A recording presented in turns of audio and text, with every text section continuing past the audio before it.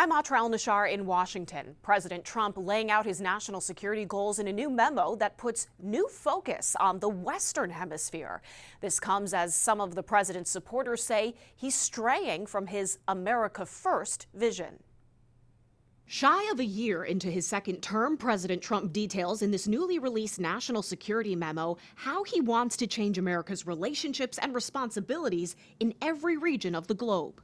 The president's top priority is connected to his months of strikes on alleged drug boats. Very soon we're going to start doing it on land, too. Trump's memo states, after years of neglect, the United States will reassert and enforce the Monroe Doctrine to restore American preeminence in the Western Hemisphere. If you're focused on America and America first, you start with your own hemisphere where we live.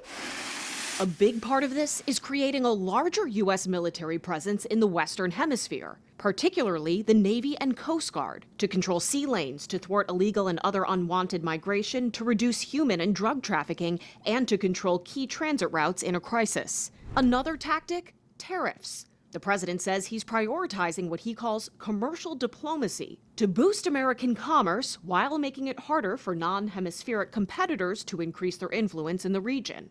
And the White House says we should make every effort to push out foreign companies that build infrastructure in the region. The Trump administration says all of this is part of their America First strategy, but even some of the president's own supporters argue he's too focused on foreign affairs. America First should mean America First and only Americans first. Where the Trump administration wants America to shoulder less responsibility is Europe, claiming the continent is in decline in part due to migration. They also accuse European leaders of having unrealistic expectations for peace in Ukraine and argue NATO should stop expanding. This memo has much in it that should encourage Russia, which also wants to stop NATO from expanding and rejects Europe's expectations for the end of its war.